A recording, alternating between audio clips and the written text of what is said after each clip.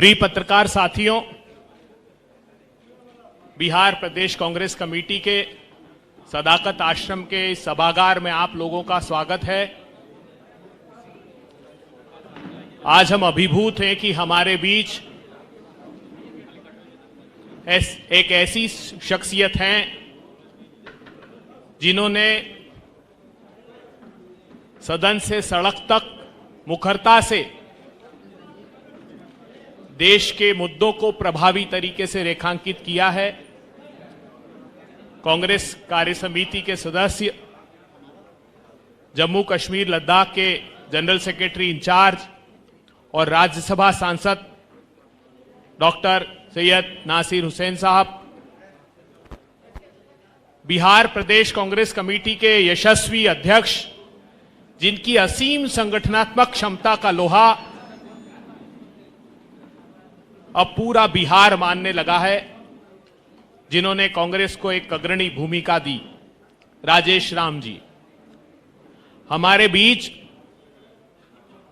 सदन में बिहार के मुद्दों को बिहार के सदन में मुखरता से उठाने के लिए हमारे नेता द्वय माननीय शकील अहमद खान साहब और मदन मोहन झा साहब, जिन्होंने बिहार के मुद्दों को बहुत प्रमुखता से रेखांकित किया। हमारे बीच बिहार प्रदेश कांग्रेस कमेटी के कोषाध्यक्ष जितेंद्र जी हैं, कम्युनिकेशन विभाग के प्रमुख, जो निरंतर पत्रकार वार्ताओं से आपको कांग्रेस के विषयों को आपके सम्मुख रख रहे हैं, राजेश राठौर जी हैं। दिल्ली से आई हमारी प्रियंका गुप्ता जी जो कोऑर्डिनेटर हैं, हमारे प्रणव जी जो सोशल मीडिया के प्रमुख हैं, और सौरभ जी जो सोशल मीडिया के प्रमुख हैं। अब मैं बगैर समय व्यर्थ गवाए पहले प्रारंभिक उद्बोधन के लिए प्रदेश कांग्रेस के अध्यक्ष राजेश राम जी से अनुरोध करूंगा कि वे प्रारंभिक उद्बोधन दें, फिर हम अपनी पत्रकार वार्ता नासिर हुसैन साहब के साथ प्रारंभ करेंगे। थैंक यू अभय दुबे साहब। आज के आपके बीच में मुख्य वक्ता के रूप में जो मुखातिब होंगे, डॉक्टर आप जाने पहचाने चेहरे हैं, नासिर हुसैन साहब जो एमपी राज्यसभा हैं, एआईसीसी के जनरल सेक्रेटरी और जम्मू कश्मीर के प्रभारी भी हैं। तो मैं सबसे पहले इनको अभिनंदन करता हूं, स्वागत करता हूं। आज के इस मंच पर बिहार विधानसभा में हमारे विधायक दल के नेता सम्मानित शकील अहमद साहब, मंच पर विराजमान हमारे काउंसिल में विधायक काउंसिल के मेंबर और सदन के नेता सम्मानित डॉक्टर मदन मोहन झा जी, मंच पर विराजमान मीडिया और सोशल मीडिया के इंचार्ज, बिहार में अभी हम लोग को अपनी योगदान दे रहे हैं, अभय दुबे साहब, सरबत जहां फातिमा जी जो महिला कांग्रेस के अध्यक्षा भी हैं, शकलूर रहमान जी, हमारे दाहिने तरफ जो सोशल मीडिया के इंचार्ज बिहार प्रणव जी हैं, और प्रियंका गुप्ता जी जो मीडिया कोऑर्डिनेटर हैं, हमारे कोषाध्यक्ष सम्मानित जितेंद्र जी हैं, राजेश राठौर जी हैं, मंच पर किसान सेल के विजय जी हैं। सभी को मैं स्वागत करता हूं, और यहां उपस्थित तमाम print media, electronics media, social media और प्रेस छायाकार और सभी यहाँ उपस्थित हमारे सम्मानित कार्यकर्तागण, मैं सबको बधाई देता हूं कि सीडब्ल्यूसी के जो कल विस्तारित बैठक हुई, ये बिहार में एक हम सभी के लिए, हमारे नेताओं ने, खास करके राहुल गांधी जी, खड़गे साहब, बेनू जी और नासिर भाई ने जो भूमिका अदा की, आज ये कह सकते हैं कि सीडब्ल्यूसी ने एक बिहार के ओर से पूरे देश के दशा और दिशा, राजनीतिक तौर पर, अंतर्राष्ट्रीय तौर पर और आर्थिक तौर पर और वोट चोर गद्दी छोड़ के नारों के साथ सीडब्ल्यूसी एक सफलतम कार्यक्रम रहा। उसके लिए मैं सभी को धन्यवाद देता हूं, अपने नेताओं को धन्यवाद देता हूं। मैं संक्षिप्त में कहूंगा, चूंकि हमें नासिर भाई का सुनना है। नासिर भाई अपने आप में एक बहुत ही, इनकी वैचारिक शक्तियां, ये जेएनयू के बहुत ही क्रांतिकारी छात्र रहे हैं और मुझे प्रसन्नता है कि आज कांग्रेस पार्टी में यहाँ जो दो जेएनयू के हमारे बाएं तरफ नासिर भाई और शकील भाई दोनों हैं, तो हम समझते हैं कि लेफ्ट राइट आप समझ सकते हैं। तो मेरे लेफ्ट में हमारे दोनों थिंक टैंक बैठे हैं, मैं उनके सुनने के लिए यहाँ करूँगा। मैं नासिर भाई को सीधे तौर से माइक दूं। अंत में इतना जरूर कहूंगा कि बिहार की विचारधारा, बिहार के जो आंदोलन है और जिस तरह से राहुल जी ने अपनी योगदान दी है और सम्मानित मेरे जैसे कार्यकर्ता को यहाँ सम्मान दिया है, हम समझते हैं कि मेरे साथ सभी बिहार के कांग्रेसी कार्यकर्ताओं, नेताओं को उन्होंने सम्मान दिया। इसके लिए इस प्रेस कॉन्फ्रेंस के माध्यम से, आप सभी के माध्यम से राहुल गांधी जी, खड़गे साहब को बधाई देता हूं। बहुत बहुत धन्यवाद। मैं सम्मानित नासिर हुसैन साहब से आग्रह करता हूं कि आप प्रेस वार्ता को संबोधित करें। नमस्कार। बिहार प्रदेश कांग्रेस कमेटी के अध्यक्ष, विधायक राजेश राम साहब, बिहार कांग्रेस लेजिस्लेटर पार्टी के सदर बड़े भाई शकील अहमद खान साहब, काउंसिल में कांग्रेस पार्टी के लीडर और पूर्व अध्यक्ष बीपीसीसी मदन मोहन झा साहब, मेरे मित्र अभय दुबे जी, राजेश राठौर जी, सरवत जहां जी और मंच पे बैठे सारे कांग्रेस के लीडरान और मीडिया के तमाम दोस्तों, पहली बात तो मैं आप तमाम लोगों का शुक्रिया अदा करना चाहता हूं, खासकर मीडिया के तमाम मित्रों का।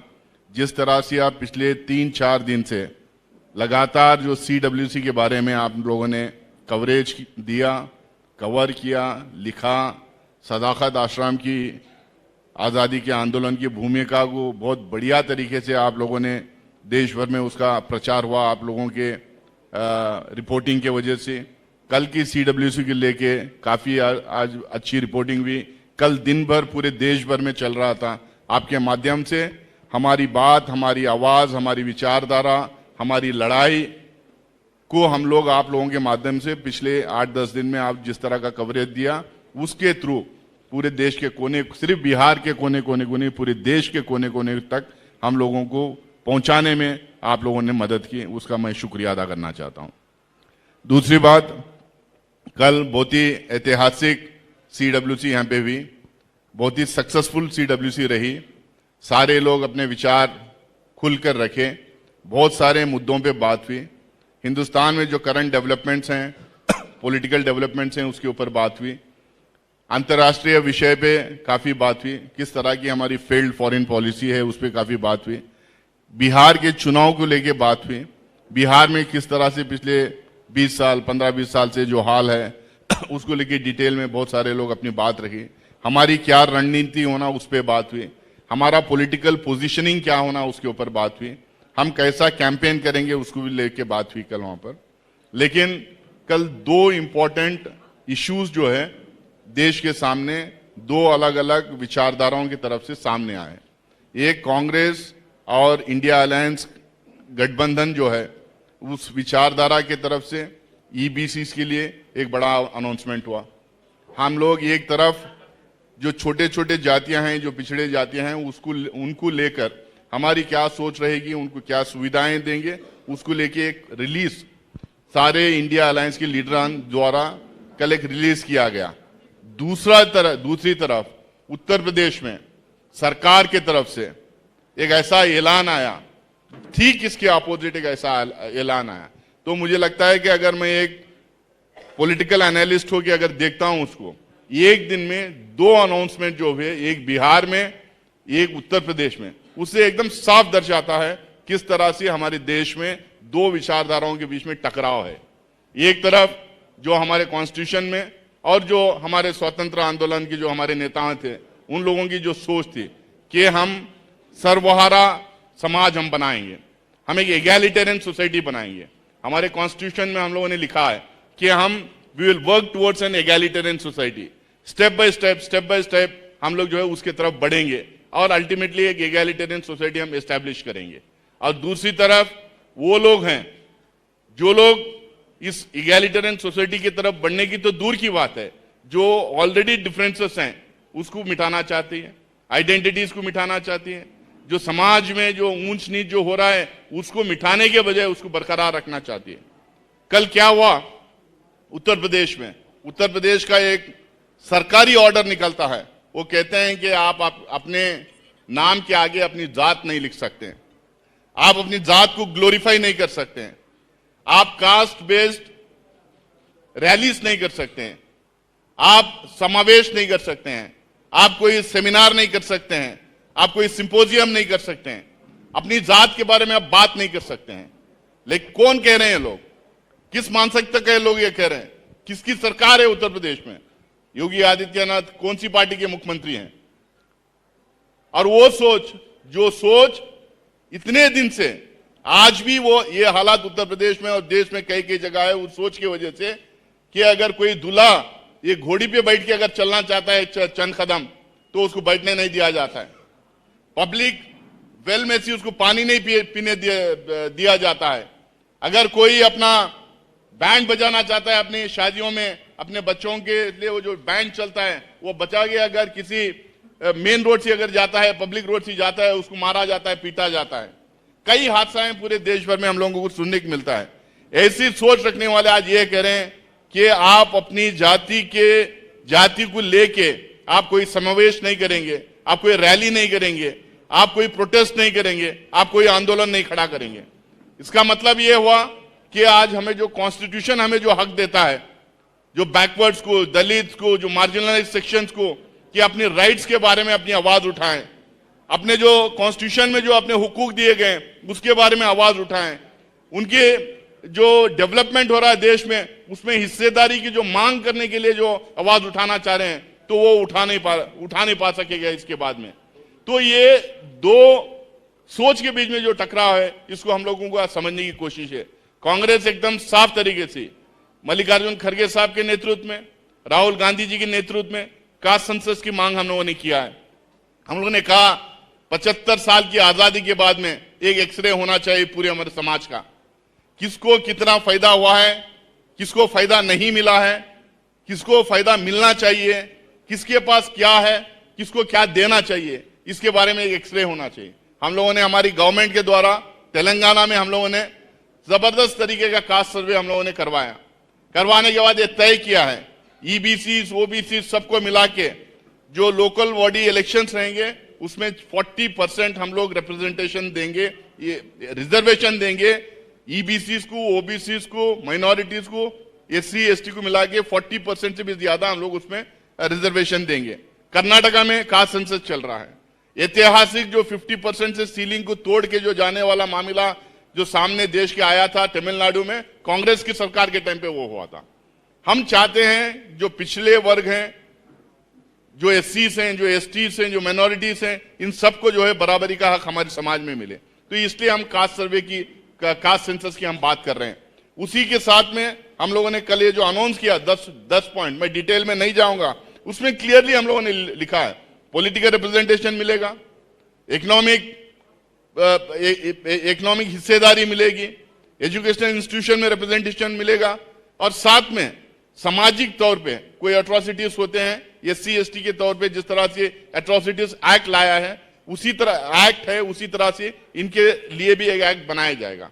दूसरी तरफ योगी आदित्यनाथ हो, भाजपा हो, लगातार ये कह रहेंगे रिजर्वेशन खत्म करो, लगातार ये कह रहेंगे पब्लिक सर्विस को खत्म करो। आज 30 लाख से ज्यादा वैकेंसीज हैं सेंट्रल गवर्नमेंट में, 30 लाख से ज्यादा वैकेंसीज हैं। ये वैकेंसीज को क्यों फिलअप नहीं कर पा रहे हैं? क्योंकि अगर ये वैकेंसीज को फिलअप करेंगे तो 15 lakh vacancies SC ST OBC को चले जाएंगे इसमें। तो उनको वो 15 लाख वैकेंसीज, वो 30 लाख वैकेंसीज फिलअप नहीं इसलिए करना चाह रहे हैं क्योंकि 15 लाख एससी एसटी ओबीसी को, ईबीसी को देना पड़ेगा। ये पब्लिक सेक्टर यूनिट्स क्यों बंद कर रहे हैं? क्योंकि जितने सरकारी नौकरियां खत्म हो गए उतना रिजर्वेशन खत्म होने के जाएगा, उतना रिजर्वेशन इनवैलिड होते चले जाएगा। तो एक तरफ ये लोग जो लगातार बोल रहे हैं ये पब्लिक स्कूल्स बंद करो, क्योंकि पब्लिक स्कूल्स में रिजर्वेशन देना पड़ेगा, प्राइवेट स्कूल्स में अगर जाने का है तो प्राइवेट स्कूल्स में रिजर्वेशन की जरूरत नहीं है। लेकिन हम लोगों ने कल ये तय किया है, जो हमारे 15(5) के कॉन्स्टिट्यूशन का 15(5) जो है आर्टिकल 15(5), उसमें प्राइवेट इंस्टीट्यूशंस में भी जिस तरह से पब्लिक इंस्टीट्यूशन में रिजर्वेशन दिए जाएंगे उस तरह के रिजर्वेशन प्राइवेट इंस्टीट्यूशन में भी दिया जाएगा। तो ये एकदम साफ टकराव बिहार में है, देश भर में जो टकराव है वही टकराव बिहार में भी है। हम यहां पे खुल के रिजर्वेशन की, ईबीसी को मदद करने की, कास्ट सर्वे की हम बात इसलिए कर रहे हैं क्योंकि बिहार, जिस तरीके से बिहार के लोग अभी भी पिछड़े रहे हैं, जिस तरीके से यहां पे तरक्की नहीं हो रही है, जहां 15, 20, 25 साल पहले जहां बिहार रुका हुआ था वहीं पे रुका हुआ है, 1 इंच बराबर कोई यहां पे तरक्की नहीं हुई है। तो इसलिए हम कांग्रेस और कांग्रेस के साथ में इंडिया अलायंस का गठबंधन जोर शोर से इस बार इलेक्शन में पार्टिसिपेट करेगा। ये सारे जो 10 पॉइंट्स कल हम लोग जो अनाउंस किए हैं इसको इंप्लीमेंट करने की बात करेंगे। जो 7 गारंटीज हम लोगों ने अनाउंस की हैं उसको इंप्लीमेंट करने की हम बात करेंगे। जहां गारंटीज की बात है, बहुत सारे लोग ये कहते हैं कि गारंटीज देने की क्या जरूरत है। हम लोगों ने कर्नाटका और तेलंगाना में गारंटीज दी हैं। यहां पे बिहार में 70,000 करोड़ रुपए का करप्शन होता है। सीएजी कहते हैं कि इसके बारे में पता ही नहीं है, यूटिलाइजेशन सर्टिफिकेट नहीं पता है, कौन खर्च किया, कौन खा लिया, किसी को पता नहीं। एक ब्यूरोक्रेट के घर में 10 करोड़ रुपए मिलते हैं, मियाँ बीवी मिलके रात भर वो पैसे जलाते रहते हैं। कई मंत्रियों के खिलाफ में करप्शन के केसेस लगे हैं। इनके पूर्व मंत्री सिंह साहब कहते हैं कि बीजेपी के मंत्रियों के खिलाफ जो करप्शन के केस लगे हैं उनको ही आंसर करना पड़ेगा। जेडीयू वाले कह रहे हैं कि जो वहां पे चौधरी साहब हैं उनके खिलाफ जो एलिगेशन लगे हैं, जेडीयू वाले कह रहे हैं कि नहीं, वो अशोक चौधरी जी को उसकी सफाई देना पड़ेगा। तो जिस तरह से उनके ही यहाँ इतने करप्शन के केसेस हैं, जो डेवलपमेंट नहीं हुआ, जो गरीब तक जो पैसा पहुंचना था वो पैसा नहीं पहुंचा, इसीलिए हम कह रहे हैं कि कुछ तो गारंटीज हम गरीब के लिए दें। जो डेवलपमेंट होगा, जो पैसा रहेगा, जो बजट रहेगा, उसका एक हिस्सा गरीबों को जाना चाहिए, महिलाओं को जाना चाहिए, स्टूडेंट्स को जाना चाहिए, किसानों को जाना चाहिए। इसलिए हम ये गारंटीज हम दिए। भाजपा ये कहती है कि सक्सेसफुली इंप्लीमेंट नहीं कर सकते। आप कर्नाटक, मेरे स्टेट चले जाइए, मेरे साथ जाइए, कर्नाटक आइए आप लोग सब, मैं आपको बताता हूं किस तरह से वहां पे इंप्लीमेंट हम लोगों ने गारंटीज का किया, किस तरह से तेलंगाना में हम लोगों ने इंप्लीमेंट किया, किस तरह से हिमाचल प्रदेश में हम लोगों ने इंप्लीमेंट किया। तमाम गारंटीज 100% वहां पे इंप्लीमेंट हो रहे, उसी तरीके से हम लोग इंप्लीमेंट करेंगे। और ये जो चुनाव जो हो रहा है हमारे लिए बहुत महत्वपूर्ण चुनाव है। एसआईआर के बाद में, कोर्टों में लड़ाई के बाद में, वोट चोरी यात्रा के बाद में, वोट चोरी जो जिस तरह से यहाँ पे हुई है, वोट चोरी करके जो जीतने की जो कोशिश की जा रही है, इसके लिए कांग्रेस के लिए चुनाव बहुत महत्वपूर्ण चुनाव है। कांग्रेस मल्लिकार्जुन खड़गे साहब और राहुल गांधी जी के नेतृत्व में ये पूरे कैंपेन की पहल करेगी, पूरे कैंपेन को यहाँ पे लीड करेगी। और कैंपेन के बाद जो सरकार बनेगी, यहाँ पे इंडिया अलायंस की जो सरकार बनेगी, उस सरकार में भी ये तमाम गारंटीज को इंप्लीमेंट करना, तमाम मैनिफेस्टो को जो कॉमन मिनिमम प्रोग्राम जो बनेगा उसको इंप्लीमेंट करना, ये मल्लिकार्जुन खड़गे साहब और राहुल गांधी जी के देखरेख में इसका इंप्लीमेंटेशन हम करवाएंगे। पूरी जिम्मेदारी हम कांग्रेस पार्टी इस बिहार वासियों को यकीन दिलाना चाहती है कि हम पूरी जिम्मेदारी लेके सरकार में पूरा मैनिफेस्टो, पूरे गारंटीज को इंप्लीमेंट हम करवाएंगे। बिहार को फिर से एक बार तरक्की के रास्ते पे हम डालेंगे। हिंदुस्तान में जिस तरह से कर्नाटका, तमिलनाडु, महाराष्ट्र, पंजाब, हरियाणा, जहां जहां यहाँ कैसा डेवलपमेंट हुआ है उसके लेवल पे हम बिहार को ले जाना चाहते हैं। पूरी जिम्मेदारी के साथ चुनाव भी लड़ेंगे, पूरी जिम्मेदारी के साथ आने वाले दिनों में सरकार भी चलाएंगे। लेकिन फिर से एक बार मैं कहूंगा, ये टकराव दो सोच के बीच में है। एक सोच वो है जो आइडेंटिटीज को बरकरार रखना चाहती है, कल्चर्स को बरकरार रखना चाहती है, सर्वहारा समाज बनाना चाहती है, सबको बराबरी का हक देना चाहती है। और दूसरी तरफ वो है जो कुछ लोगों का दमन के सहारे सरकारें चलाना चाहती है, कुछ पूंजीपति दोस्तों को मदद करना चाहती है, कुछ ऊंच जातियों का दबदबा रखना चाहती है। जिस तरह से 5000 साल से एक दमनकारी राज इस देश में चलते आया है उसी को आगे बढ़ाना चाहती है। ये दो सोच के बीच में टकराव है और मुझे उम्मीद है कि बिहार के लोग कांग्रेस और इंडिया अलायंस की जो सोच है, जो सर्वहारा समाज बनाने की तरफ जो काम करने वाली सोच है, उसको बढ़ावा देंगे, उसको साथ देंगे और उसकी सरकार बनेंगे, ताकि हम आने वाले दिनों में बिहार को एक शक्तिशाली बिहार बनाएं और हम प्रगति, तरक्की, डेवलपमेंट के राह पे हम बिहार को लेके चलें। बहुत बहुत शुक्रिया आप लोगों का। बहुत बहुत शुक्रिया नासिर साहब। एक और अनाउंसमेंट है जो कि बहुत अति आवश्यक है। आप सब जानते हैं कि बिहार सरकार दावा करती है कि महिलाओं के उत्थान के लिए उसने बहुत काम किया है। कल एक संवाद का कार्यक्रम है, महिला संवाद में प्रियंका गांधी जी आएंगी और पूरे बिहार में विभिन्न क्षेत्रों में महिलाएं जो काम करती हैं, आशा वर्कर, आंगनवाड़ी वर्कर, जीविका दीदी, कामगार यूनियन जितनी महिलाओं की हैं, घरेलू हिंसा के ऊपर और महिला उत्पीड़न के ऊपर, पूरे बिहार में महिला उत्पीड़न और ये जो बात मैंने गिनाया, जो स्कीम्स के साथ लगे हुए हैं महिलाएं, उनकी उत्पीड़न की कहानियां आपके सामने बयान होंगी। ये जो बड़का झुट्ठा पार्टी के साथ जनता दल यू चल रही है, तो बड़का झुट्ठा पार्टी के साथ जनता दल यू का क्या मामला बिहार में है, महिलाओं के प्रति क्या सम्मान है, वो सब हमको और आपको मालूम है। हमको याद है एक बच्ची जिसको मुजफ्फरपुर में जो घटना घटी उसको लेकर के अध्यक्ष जी यहाँ पहुंचे, आप सब लोगों के सामने कि पीएमसीएच में गुहार लगाते रहे, दाखला नहीं मिला, उसके बाद बच्ची दूसरे दिन सुबह उसकी डेथ हो जाती है। ऐसी न जाने कितनी घटनाएं यहाँ हैं जो महिला उत्पीड़न के ऊपर हैं, केसेस नहीं होते और स्कीम्स के साथ महिलाओं के साथ जो दुर्व्यवहार है, उनके पैसे नहीं बढ़ाए गए, वो बहुत ही खस्ता हालत में रहते हैं। तो इनके साथ कल प्रियंका गांधी जी का संवाद है और ये जो महिला ग्रुप है ये सब उसमें रहेंगे 12 बजे दिन में। और कल ही 3 बजे मोतिहारी में आदरणीय माननीय प्रियंका गांधी जी का जलसा आम से वो खिताब करेंगी। ये 2 अनाउंसमेंट हमको करने थे। कुछ प्रश्न है आप लोगों के? असल वक्ता तो हमारे नेता नासिर जी यहाँ मौजूद हैं।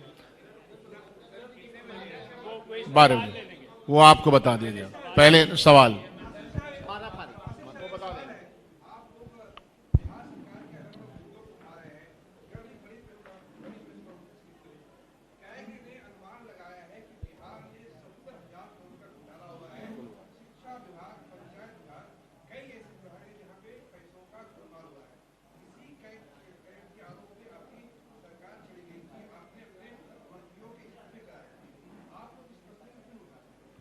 देखिए, हमारी सरकार के टाइम पे जब आरोप लगाया गया था, हम लोगों ने खुद ही हमारे मंत्रियों से रिजिग्नेशन लेके उनके खिलाफ इंक्वायरी करवाई थी। बाद में वो आरोप बेबुनियाद निकले, बात की बात है।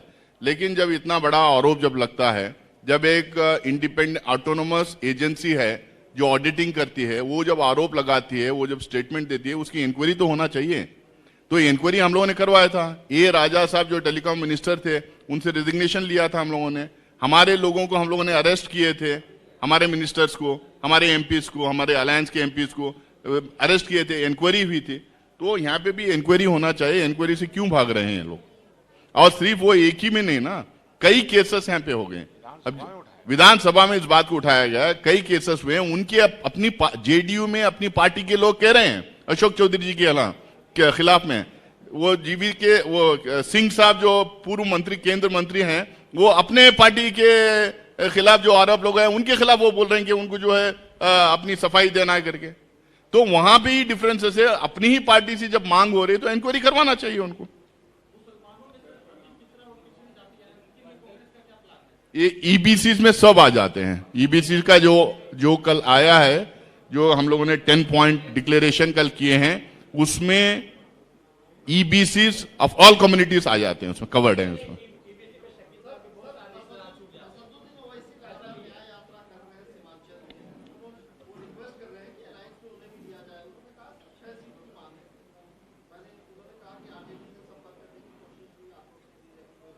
देखिए, इस डिमांड के बारे में हमें पता नहीं है। अलायंस जो हैंडल कर रहे हैं उनके पास आया है या पता नहीं, एटलीस्ट मुझे तो इसका कोई इल्म नहीं है। और वो एक अलग पॉलिटिकल पार्टी है, हर पॉलिटिकल पार्टी को अपनी सभा करने का वो हक होता है, लेकिन इसके बारे में हमें कोई खबर नहीं है। जो लोग अलायंस हैंडल कर रहे हैं, जो लोग अलायंस देख रहे हैं, उनके पास क्या इंफॉर्मेशन है, किससे बातचीत हो रही है, वो हमें पता नहीं है। अलायंस अभी जितने पार्टीज हमारे साथ में हैं, वो तो ओपन अप हुआ, और कौन ऐड होंगे उसमें नहीं होंगे वो बाद में देखा जाएगा।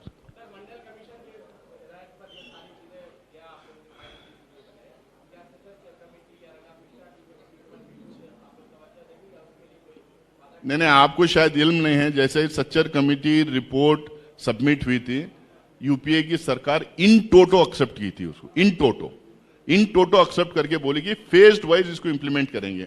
और जहां जहां कांग्रेस की सरकारें हैं, जहां जहां इंडिया अलायंस पार्टीज की सरकारें हैं, फेज्ड वाइज उसका इंप्लीमेंटेशन हो रहा है। और ये जब भी हम लोगों ने उसको कर दिए थे। हाँ,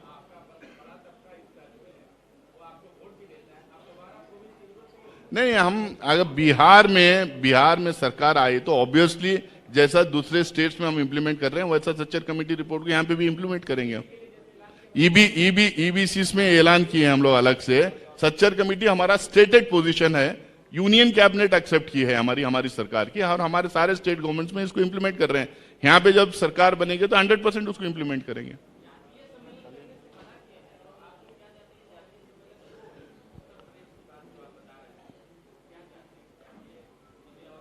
वे दलित क्यों सम्मेलन करता है, यादव क्यों सम्मेलन करता है, छोटी मोटी कुर्मी क्यों सम्मेलन करते हैं, ये जो बैकवर्ड कम्युनिटीज हैं या माइनॉरिटीज हैं या आदिवासी हैं, क्यों सम्मेलन करते हैं? अपने हक के लिए लड़ने के लिए सम्मेलन करते हैं, संघर्ष के लिए करते हैं, अपनी आइडेंटिटी।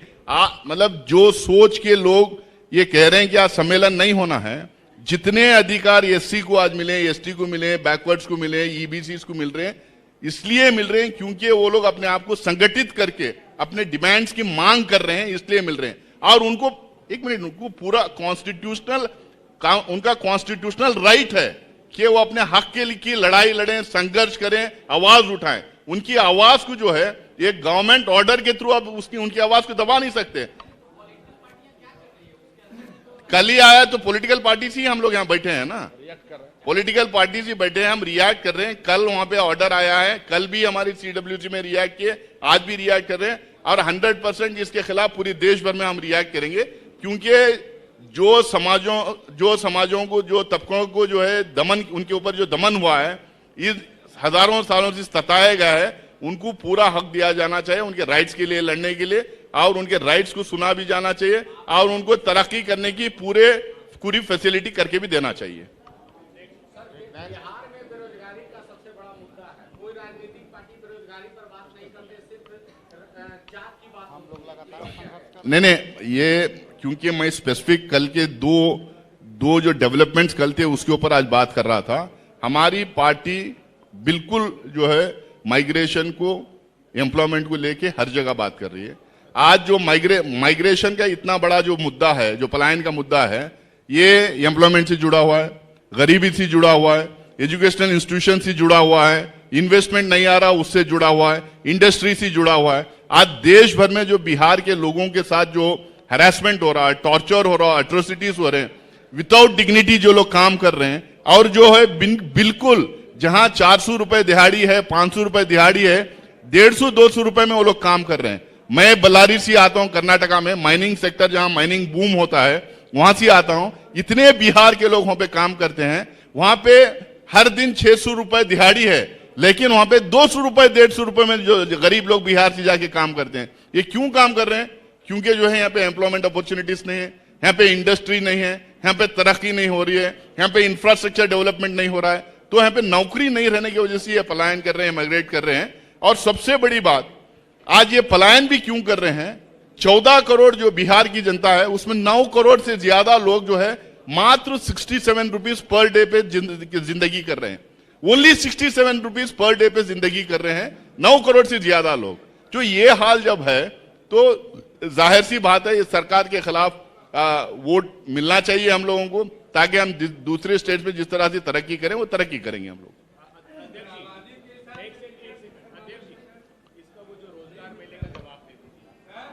रोजगार मेला जो आपने किया,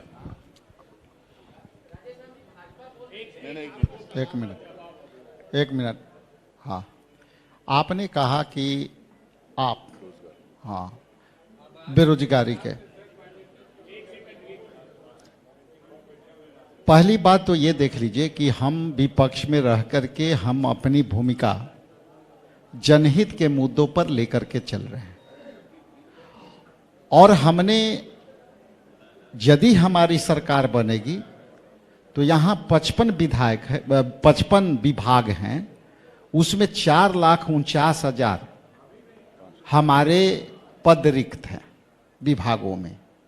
तो सवाल तो आपको उधर पूछना चाहिए कि भाई आपके पास 55 विभाग है, आप 20 साल से सत्ता में हो, 11 साल केंद्र में हो, तो बेरोजगारी के लिए आप पद होते हुए 4,49,000 उसको रिक्तियां क्यों नहीं पूरी कर सकते? सवाल तो ये बनता है। अब रही बात बेरोजगारी का, तो आप हाल में देखे होंगे कि हम विपक्ष में रहते हुए आदरणीय राहुल गांधी जी के निर्देश पर हमने यहां रोजगार मेला लगाया बापू सभागार में, और हमने ऑन स्पॉट लगभग 24,000 नौकरियां दी। तो आपको उस पर भी सवाल करना चाहिए कि साहब आप तो विपक्ष में थे, और बेरोजगारी मेला लगाने का काम हमारा नहीं, ये तो सत्ता पक्ष वालों का है। तो जब सत्ता पक्ष, जो चीज सवाल सत्ता पक्ष से होनी चाहिए, और विपक्ष में रह करके अलग अलग 270 कंपनियां यहां बुला करके बापू सभागार में हमने रोजगार देने का काम किया और ऑन स्पॉट दिया, और आज जो है हम सुकून से कह सकते हैं कि हम रोजगार दिया। आप भाई साहब पूछ रहे थे कि नाम के लेके, आप उत्तर प्रदेश के उन सवालों को आप हमको जवाब दे दीजिए कि यही योगी जी के सरकार, उन्होंने एक फरमान जारी किया था कि कौन सी दुकान में कौन से चीज पकौड़े पकेंगे या नहीं पकेंगे, और कौन समाज के बेचते हैं, उनको नाम ऐड करना पड़ेगा अपनी दुकान पर। ये है याद आपको? ये लगाए गए थे कि साहब आप यदि खाने पीने का कोई दुकान खोलते हैं, शॉप में खोलते हैं, आप फुटपाथ पर खोलते हैं, किसी भी छोटे मोटे रेस्टोरेंट में खोलते हैं, तो आपको अपनी सब टाइटल वाले नाम लगाने पड़ेंगे, और ये लिखने पड़ेंगे कि आपका नाम क्या है दुकान पर। तो ये सवाल तो बनता है ना कि अब क्या परिस्थिति आ गई कि आप जातिवादी सम्मेलन नहीं कर सकते? इसका मतलब योगी सरकार और मोदी सरकार घबराई हुई है। जातिवादी सम्मेलन करना मतलब अपनी हकों के एकजुटता के साथ मांग करना, और इससे ये मोदी जी घबराए हुए हैं। इस पर आप कोई सवाल है तो पूछ लीजिए। बहुत बहुत धन्यवाद।